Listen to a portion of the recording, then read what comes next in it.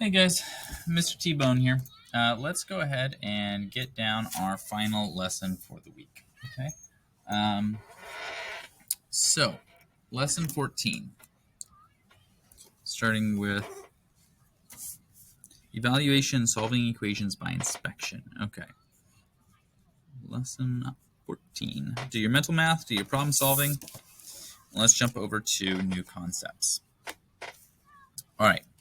In the expression 4s, number 4 is a constant. Okay.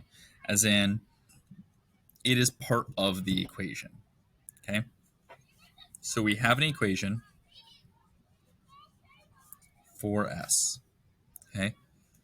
4 is the constant.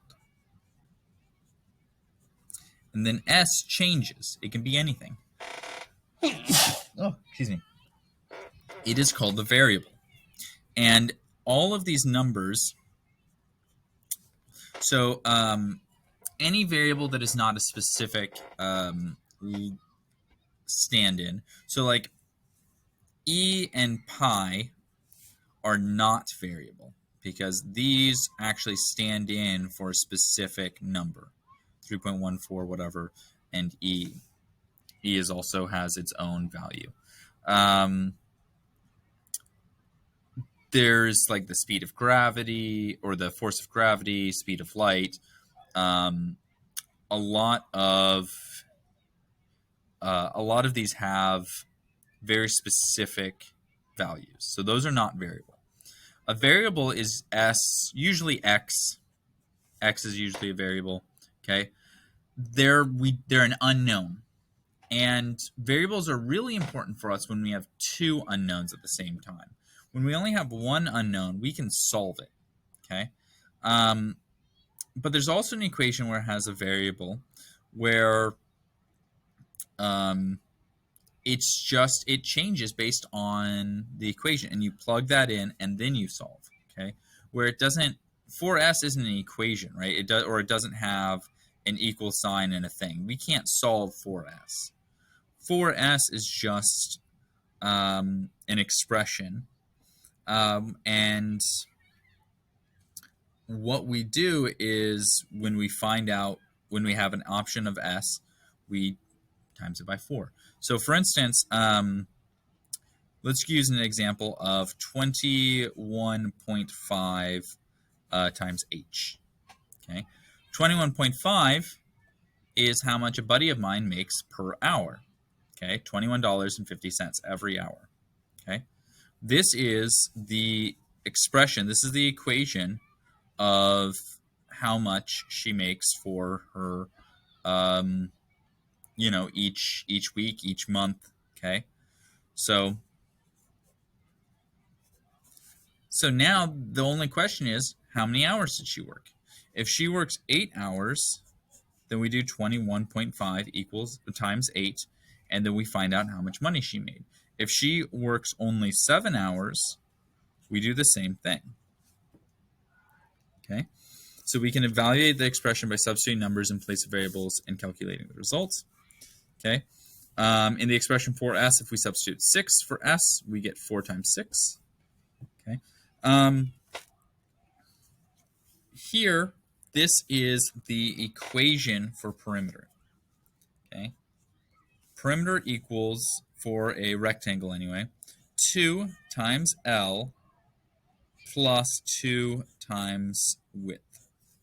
Okay, we just figure out what length and width is, and then we can find out my perimeter.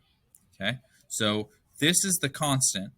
Okay, these two are always there, and then we just substitute in the length and width for any rectangle at all, and we will still get our answer. For area, we don't have a constant. We just have length times width equals area. So these are all variables. Okay, there's no constant here. When we're talking about an equation, in order for it to be technically an equation, it does have to have that equal sign. So 4x is not an equation, it is an expression. Okay, so I actually misspoke up here. That is an expression.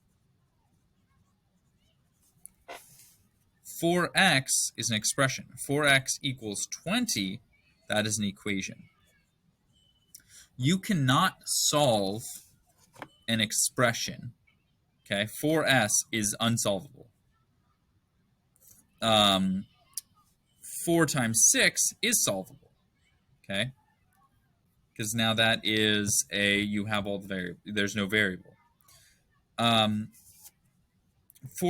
equals 20. I still have a variable here, but now I can solve it. And in fact, that variable, it has one definite solution. There's only one number that I can put for x that will give me 20.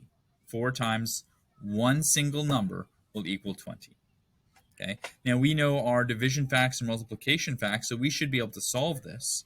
In fact, we can also use our understanding of isolate and dominate, our understanding of reciprocals, or using the inverse. Instead of 4 times x, I do 4 divided by 4. Gets rid of that. Now I have 20 divided by 4, and x equals 5. Okay. Do your practice set. That's going to be vital. And then for the last work for lesson 14, written practice. Okay. Let's go ahead. We've done a lot of word problems. Let's skip that. Let's go ahead. Let's do 5 through 12. And then let's do 16 through 30 even. Okay? And that'll be our work for the day. All right. Have a good one, my guys.